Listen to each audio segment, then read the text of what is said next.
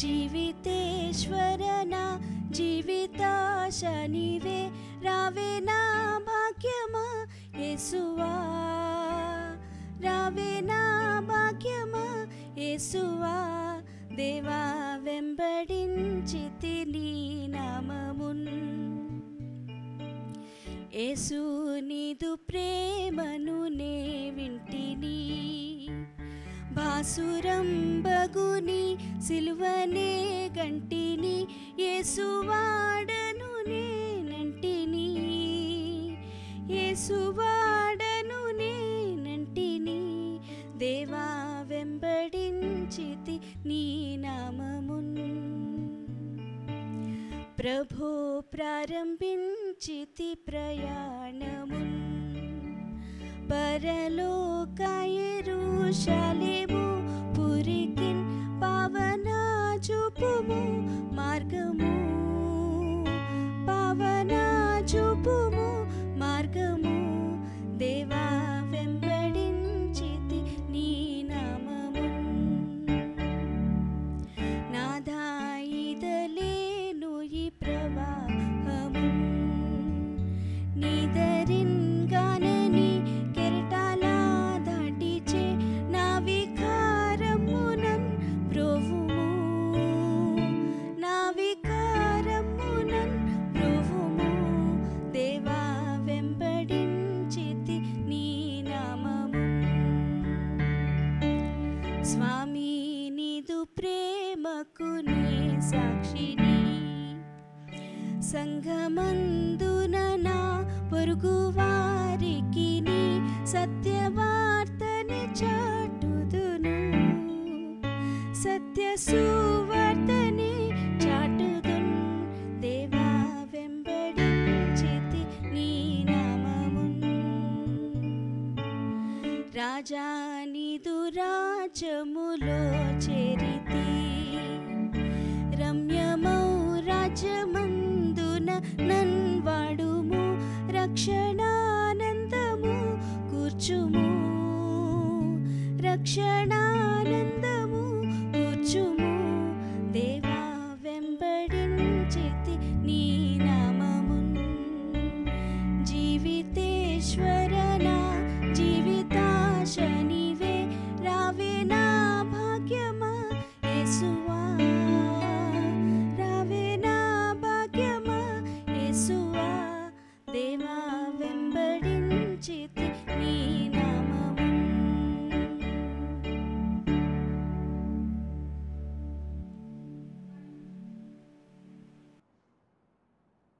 యోహాను సువార్త 15వ అధ్యాయము 2 వచనాన్ని చదువుకుందాం. మొదటి 2 వచనాన్ని చదువుకుందాం.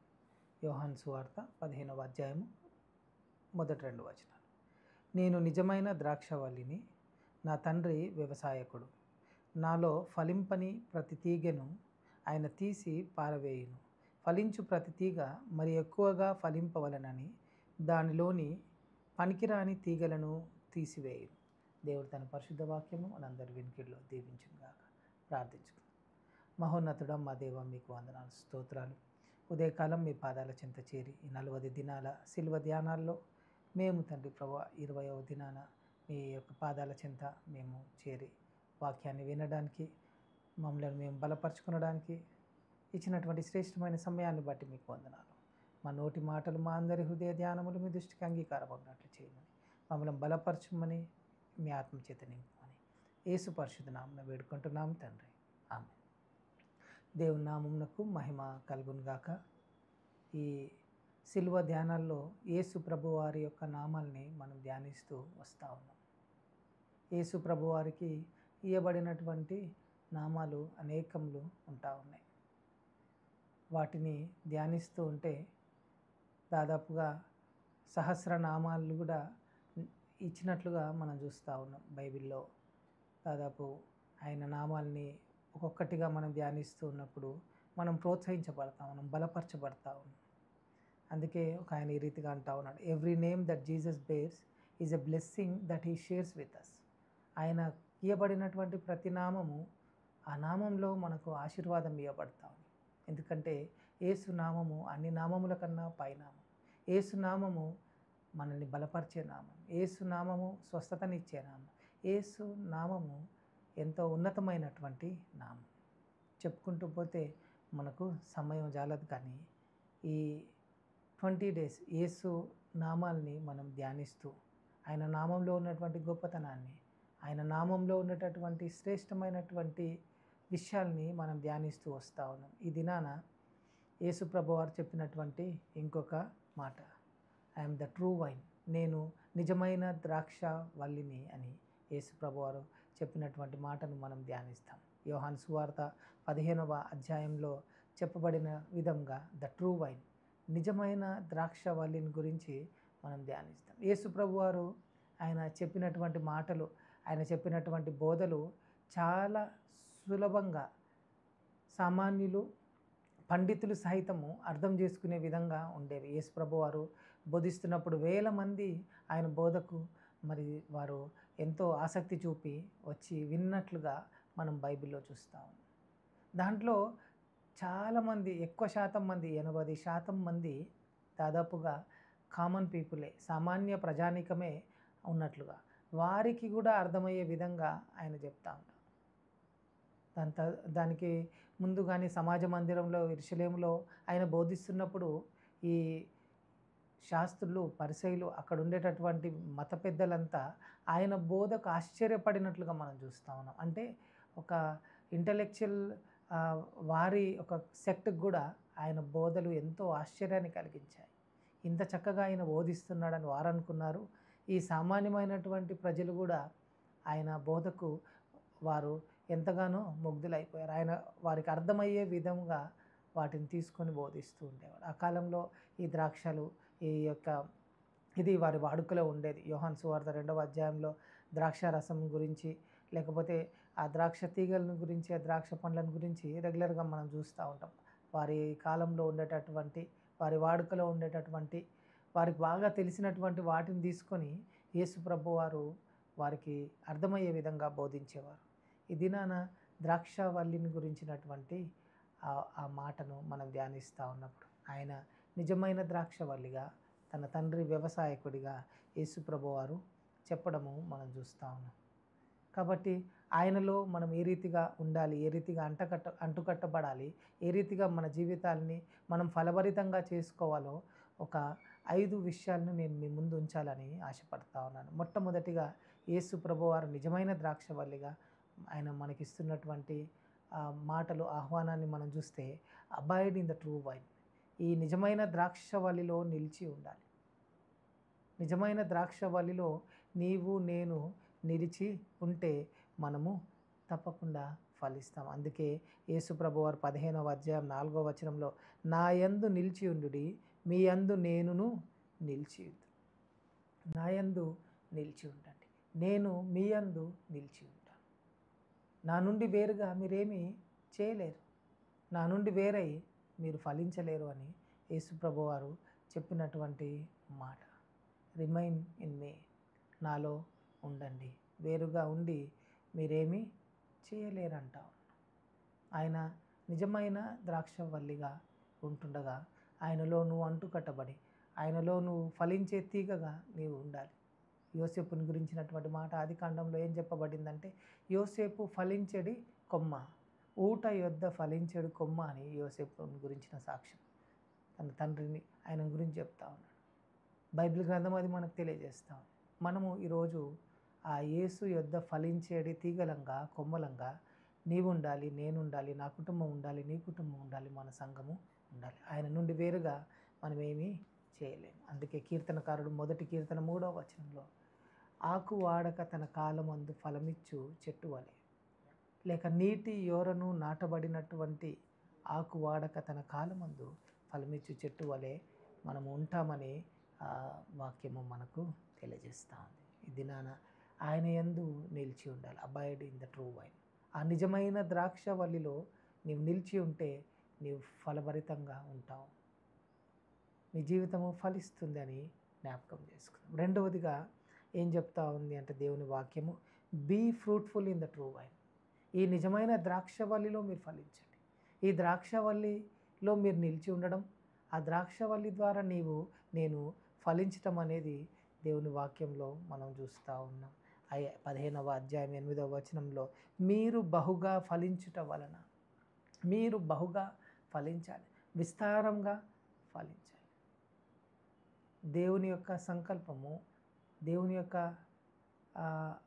ఆశ మానవుని ఎడల ఏమై ఉంటా ఉందంటే, సృష్టించిన తర్వాత దేవుడు ఆదాము అవ్వలతో ఒక మాట చెప్తా ఉంటాడు.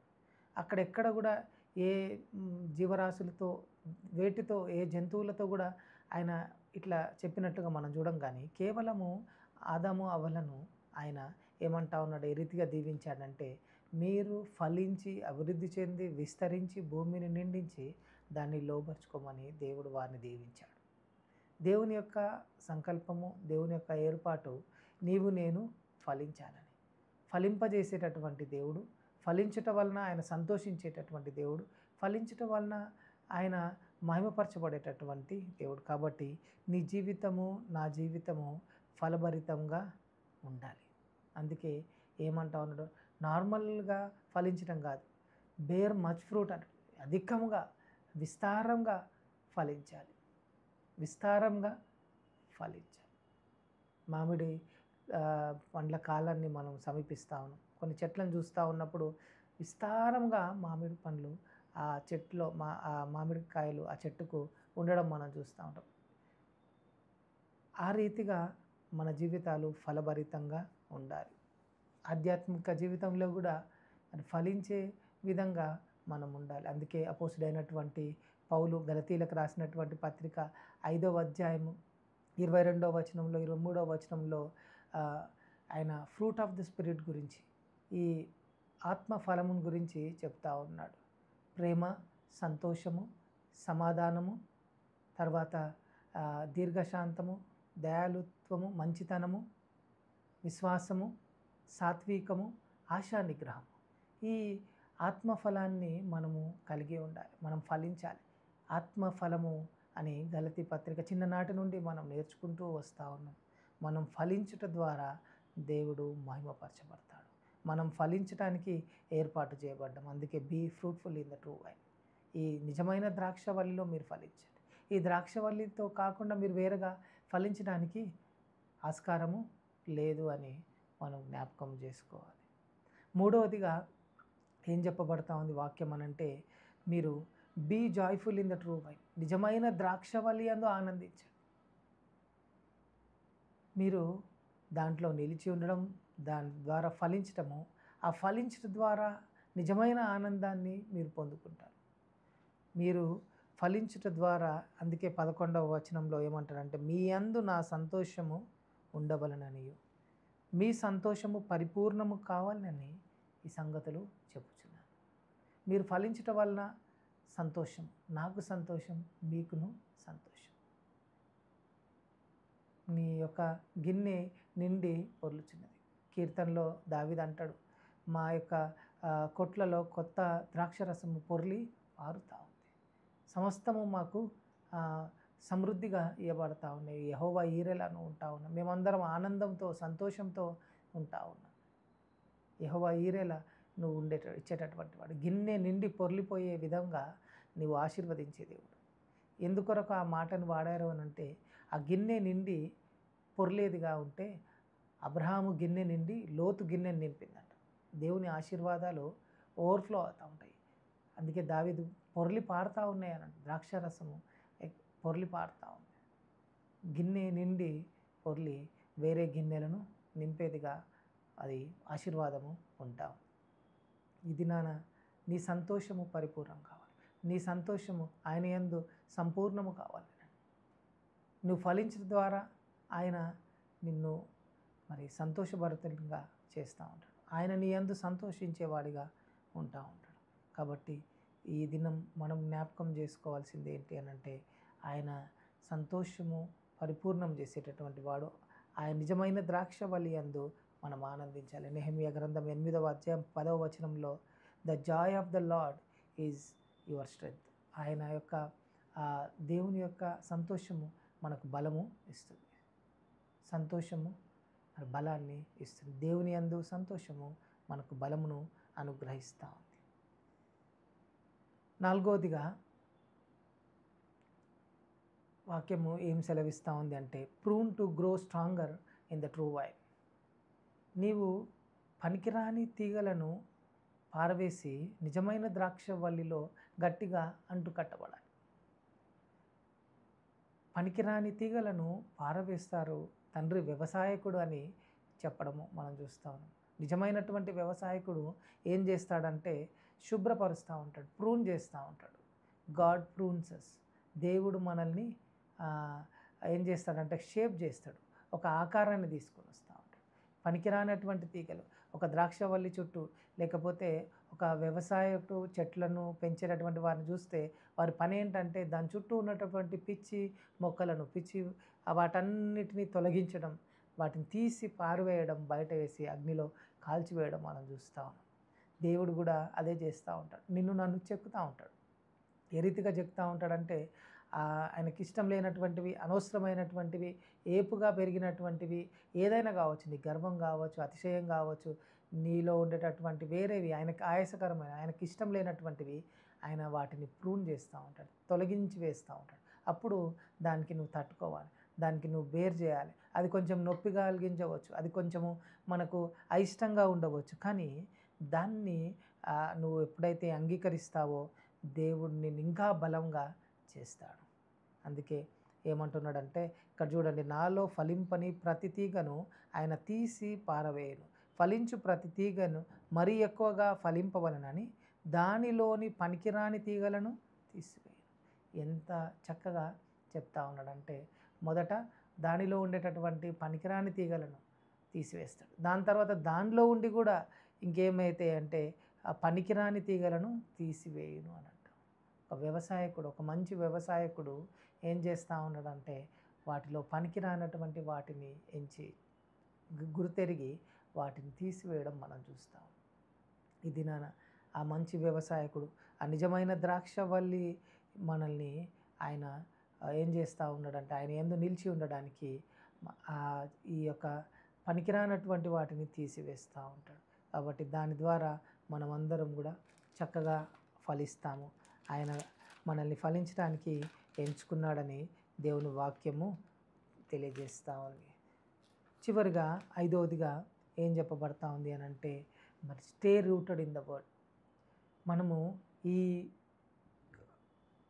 ద్రాక్షవల్లి యందు వేరుపారై మనం ఉండాలి, దేవుని వాక్యం యందు మనం నిలిచి ఉండాలి.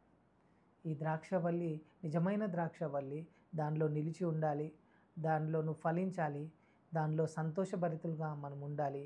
దాంట్లో ఈ ద్రాక్షవల్లిలో నిలిచి ఉండడానికి పనికిరానటువంటి వాటిని తీసివేసుకోవాలి. చివరిగా ఈ వాక్యములో, ఈ ద్రాక్షవల్లిలో మనము వేరుపారినటువంటి వారంగా మనము ఉండాలి. నేను నిజమైన ద్రాక్షవల్లిని, తీగలు మీరు. ఆ యేసులో, ఆ వాక్యములో వేరుపారినటువంటి వారంగా మనం ఉంటే తప్పకుండా దేవుడు మనల్ని ఆశీర్వదిస్తాడు. అందుకే కొలసీలకు రాసినటువంటి పత్రిక 2వ అధ్యాయం 7వ వచనంలో ఏం చెప్పబడతా ఉంది అంటే, be rooted and built up in him.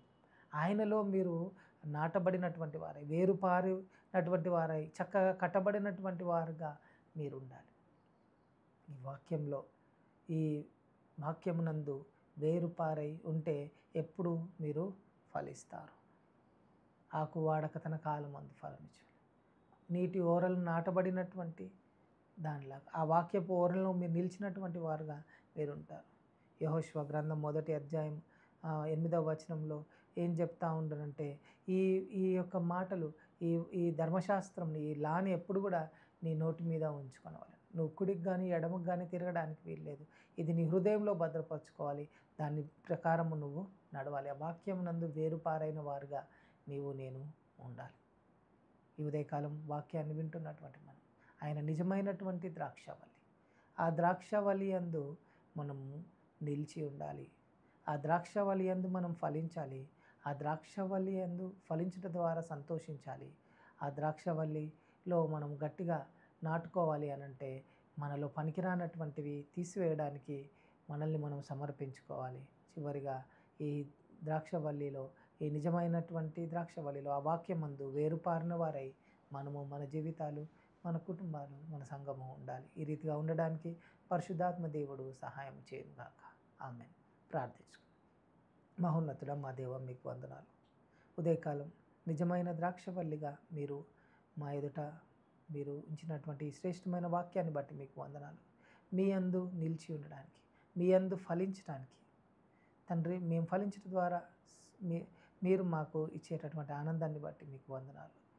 మరి తండ్రి, పనికిరానటువంటి ప్రతి తీగను మాలో నుండి తీసివేసుకోవడానికి మీ కృపను అనుగ్రహించమని తండ్రి, ఈ యొక్క ఉదయకాలను మీ యందు మేము వేరుపారినటువంటి వారంగా చక్కగా కట్టబడి ఫలించడానికి, అభివృద్ధి చెందడానికి మీ కృపను మాకు అనుగ్రహించమని ఈ దినాలన్నింటిలో, ఈ ధ్యానాల్లో మీరు మాకు తోడుగా ఉండి నడిపించినందుకు మీకు వందనాలు.